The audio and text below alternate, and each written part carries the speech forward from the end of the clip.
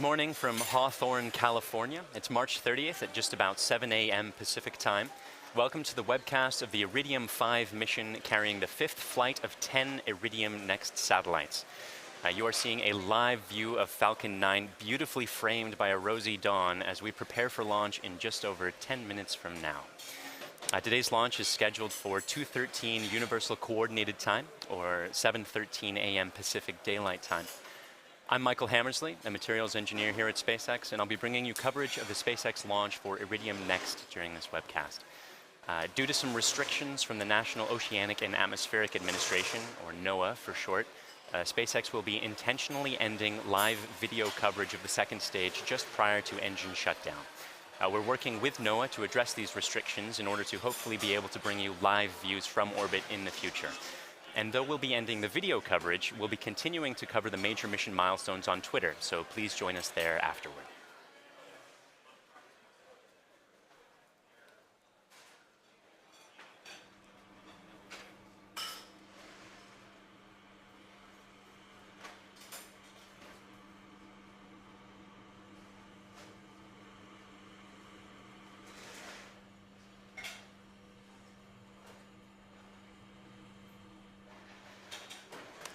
Today's launch is from Space Launch Complex 4 at Vandenberg Air Force Base. And you can see the two-stage Falcon 9 vehicle standing about 70 meters tall, which is taller than a 20-story building, there on the pad just after sunrise. It's a really clear shot. Usually Vandenberg is way foggier than this, so it's a beautiful, beautiful view here. The first stage, which is the part that's not currently illuminated by sun, provides the initial force to get out of the majority of Earth's atmosphere. SpaceX does not plan to recover the first stage for this mission. We will be performing a landing sequence, a simulated landing sequence out in the Pacific Ocean, but there's no drone ship in position for recovery.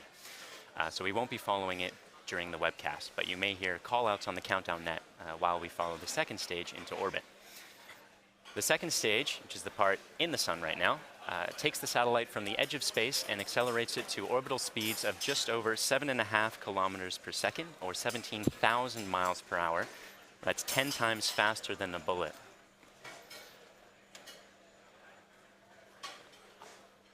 On the very top of the vehicle, in the 17-foot diameter payload fairing, are the 10 Iridium satellites. For this mission, we will be attempting to recover one half of the payload fairing as part of our ongoing fairing recovery efforts. The ultimate goal is full recovery and reuse of the entire vehicle. So recovering the fairing is an important step towards that goal. It's still part of an experimental program at the moment. Just to the right of the rocket is the transporter erector. That's what brings the vehicle out from the hangar, horizontal, and then tips it vertical to get it into position. It's going to recline to 77.5 degrees a few minutes before launch. Unlike our East Coast pad, which retracts a little bit just at the very last second.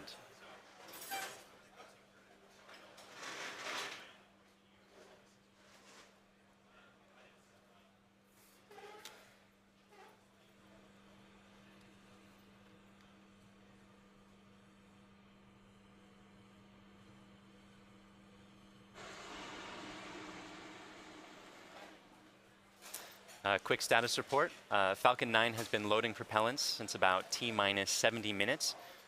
Fuel, that's the kerosene, is about complete on the first and the second stage at the moment. Falcon 9 burns a rocket-grade kerosene to get to orbit. But because you need oxygen to burn kerosene, and there's not much oxygen high up in the atmosphere, we have to take our oxygen with us. So we carry a super chilled liquid oxygen in the tanks. That liquid oxygen is currently being loaded. The first stage is about 90% filled, and the second stage is about 60% filled right now.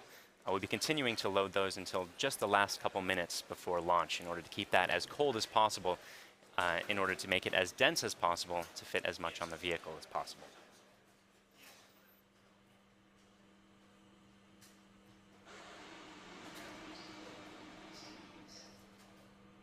The Iridium satellites are currently a go and are on internal power. The Western Range is also a go, The western range operating out of Vandenberg, but providing similar support as the eastern range during our Florida launches. And the weather, as you can see, is currently looking spectacular. Barely a cloud in sight, but we are keeping an eye on some upper level winds to ensure that they don't present a danger to the vehicle during ascent.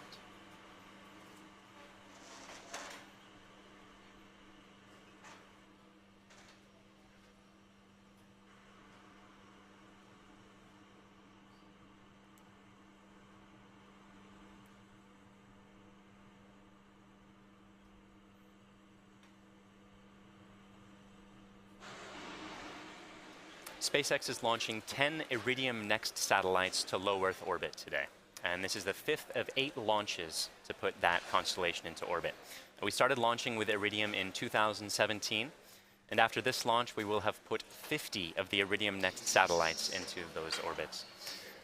These satellites form a constellation comprised of 6 polar orbiting planes, each plane containing 11 operational cross-linked satellites.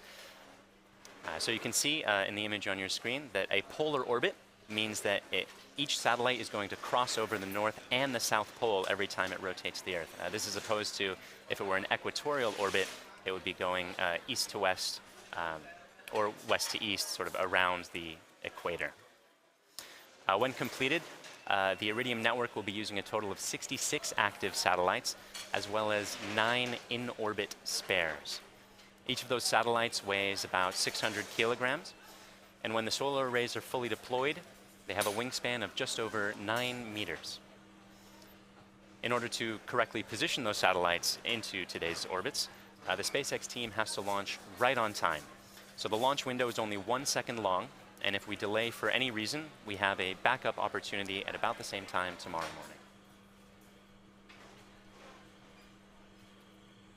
When Falcon 9 reaches its intended orbit, the vehicle will send commands to separate the satellites at about 625 kilometers in altitude.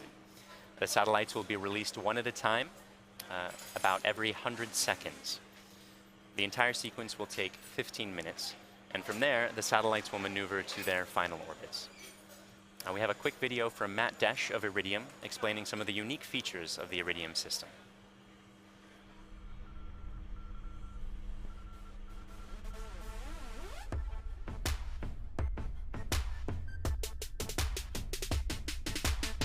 Did you know?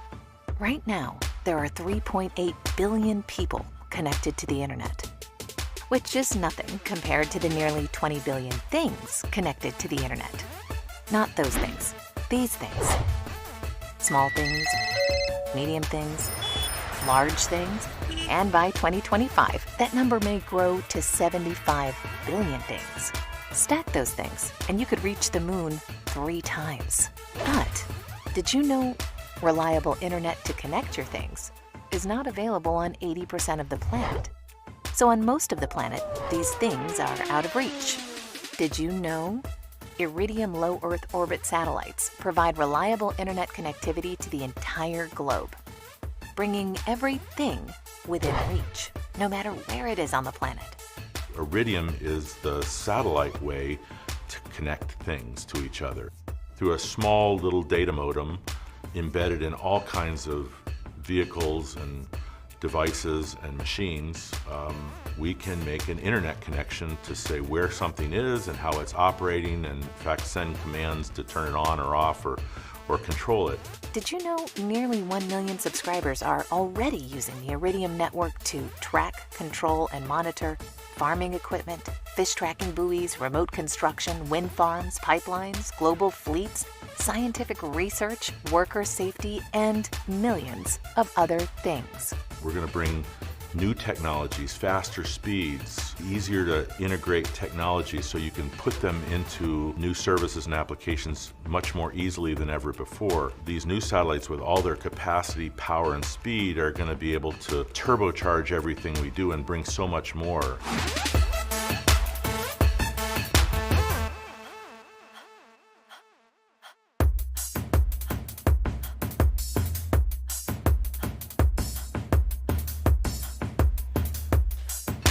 We're at about T-minus 4.5 minutes to launch, and we've got only a few things left to do at this point.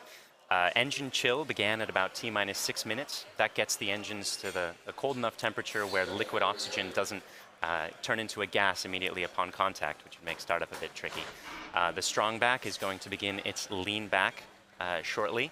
We're currently finishing up propellant loading and pressurizing the tanks to make sure they can support the mass of the fully loaded vehicle. That propellant loading is going to continue for another couple minutes still to keep it all as cold as possible. We'll also be performing an engine wiggle. That's testing the thrust vector control system that steers the engine during its ascent. You may also see a vent of gaseous oxygen from the strong back inside of about T-minus 90 seconds. And you can see the strong back is beginning its retraction at the moment, leaning back slowly there. It's going to continue until it gets to about 77.5 degrees. At T-minus 1 minute, the vehicle will transition to internal power, and from there it will completely control the remainder of the countdown. The satellites are all still go, the range is also go, and the weather is looking great. If you hear the hold call, backup launch window is tomorrow at 7:14 a.m. Pacific Daylight Time. Otherwise, the SpaceX team is excited for launch, so let's listen in to the last couple minutes of terminal count.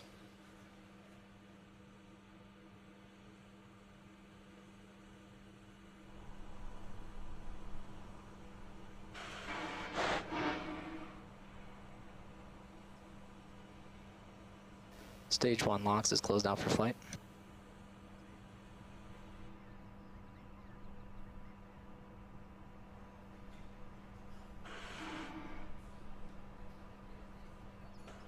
Strongback retract is complete. The strongback is locked out for flight.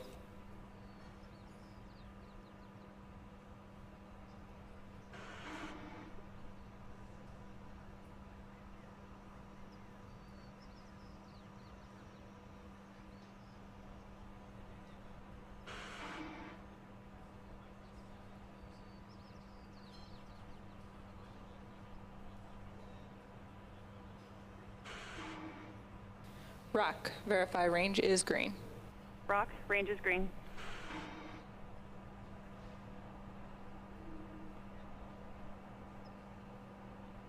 Stage 2 LOX is closed out for flight.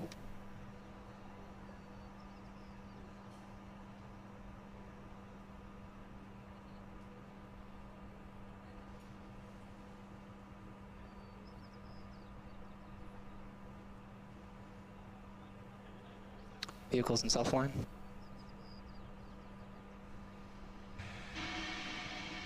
Gas closeouts are started.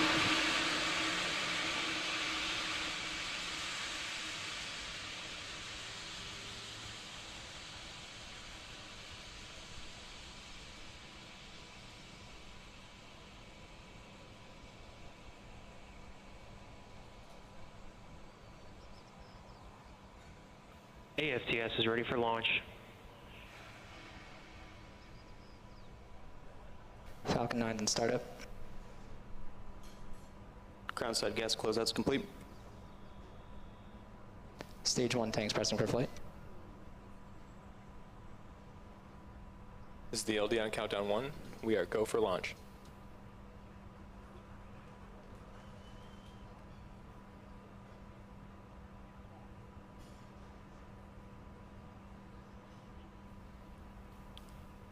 T-minus 30 seconds.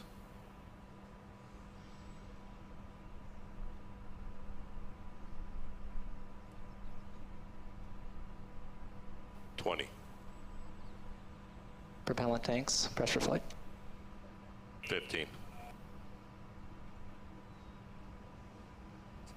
10, 9, 8, 7, 6, 5, 4, 3, 2, 1.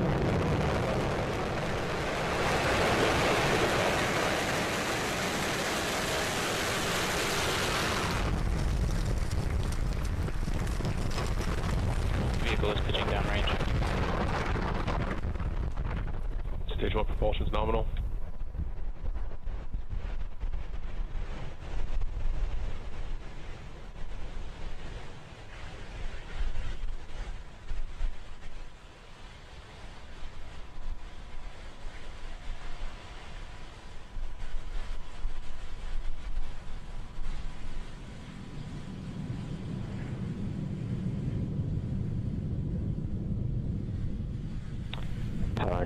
nominal.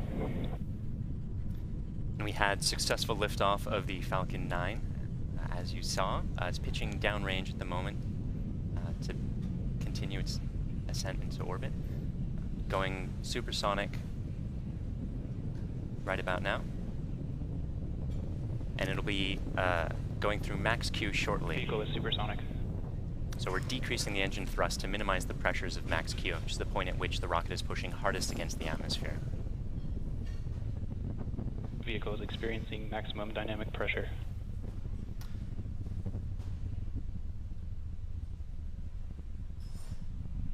And now that we're through that milestone, we'll be increasing the thrust of the engines in order to get to orbit. But while the atmosphere is still relatively thick, we can prevent it from exerting too much pressure on the fairing by throttling the engines a little bit.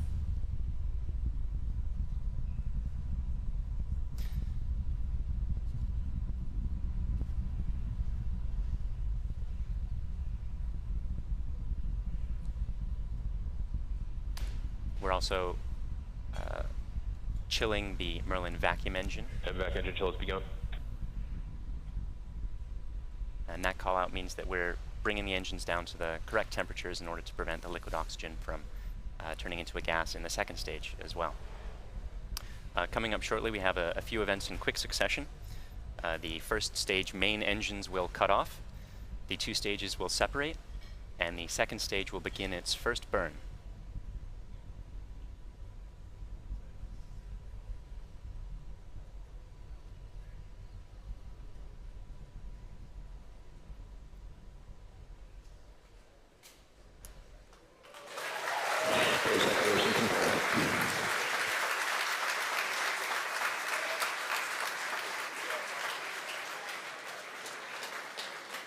Vac ignition.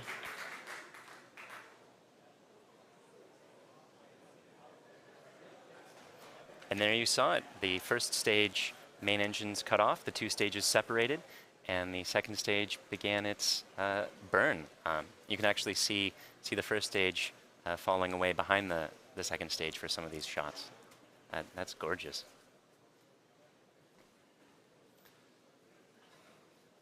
The first stage will be performing a one-engine boost back burn and continuing downrange for a simulated landing.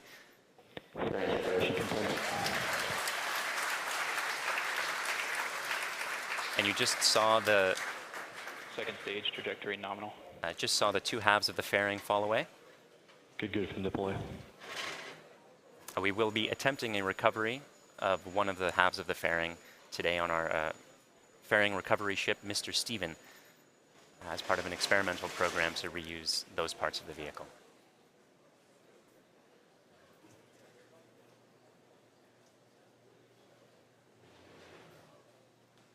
We're just past T plus 4 minutes.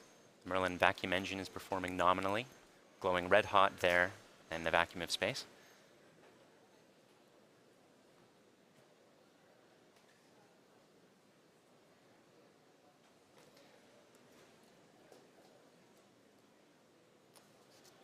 A quick reminder, we will be intentionally ending live coverage or live video coverage of today's mission due to restrictions placed on us by the National Oceanic and Atmospheric Administration. So don't be surprised when that occurs at about T plus 9 minutes. We will be continuing to cover the mission on Twitter all the way through the second burn and deployment of the satellites at about T plus 50 minutes.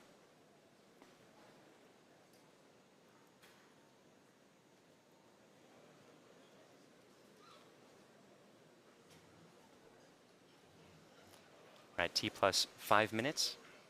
Second stage still performing nominally, and the trajectory is currently looking good.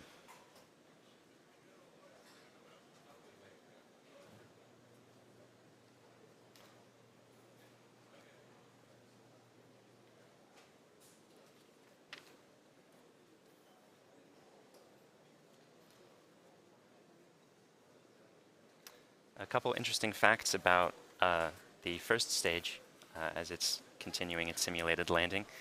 This one first flew for the Iridium-3 mission, And the Iridium-2 and Iridium-4 missions also use the same rocket, which means that today, this is our 5th launch for the Iridium constellation using only 3 rockets.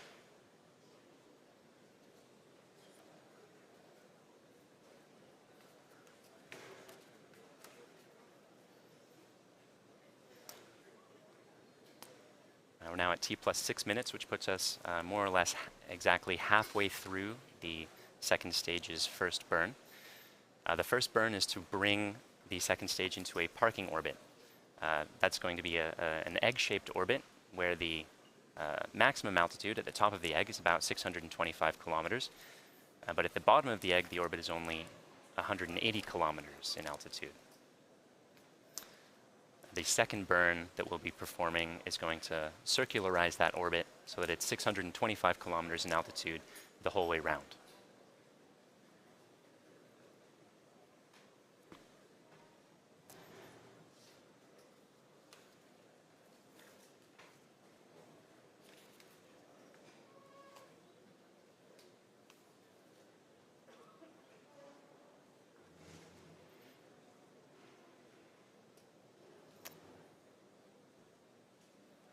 We're now at T plus 7 minutes. Stage 1, AFTSS saved. The chamber pressure in the Merlin vacuum engine is looking good, providing good power, constant chamber pressure, and still on track to its parking orbit.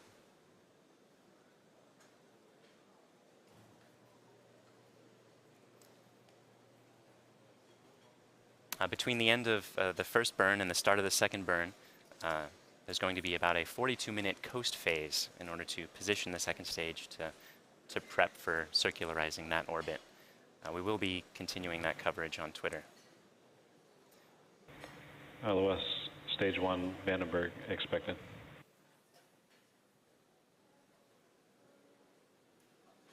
At the time of the second stage, the satellite will have passed over Antarctica and will be just south of Madagascar for that 4-second burn.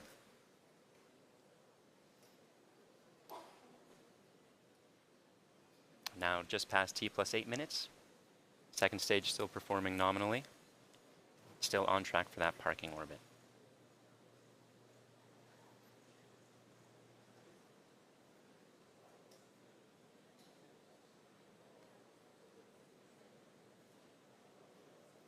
Today is also the 1-year anniversary of the first time we flew a flight-proven Stage 2, terminal guidance. Falcon 9 first stage. Stage 2, AFTSS saved.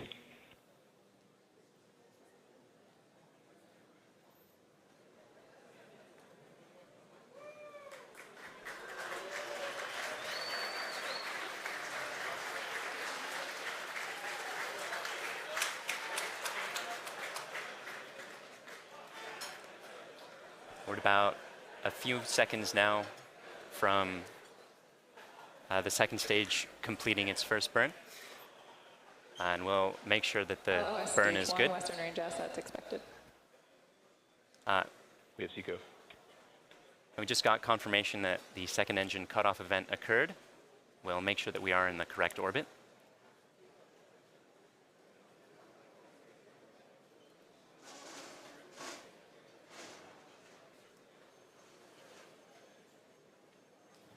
Stage 2, nominal insertion. And we're getting confirmation that we did in fact get into the correct parking orbit. So though we're ending our live coverage now due to restrictions from NOAA, the mission is not yet over, so we'll be continuing to cover the upcoming major milestones on Twitter. That includes the 4-second engine burn and the 10 satellite deployments, starting about 40 minutes from now. So overall, we've had an on-time launch. The first stage successfully got the second stage out of the atmosphere, and the second stage is continuing on its trajectory in a coast phase now to get the Iridium Next satellites into their constellation. So thanks to the Iridium Next customer, Air Force for range support, and the FAA for launch license, and see you online for the rest of the mission.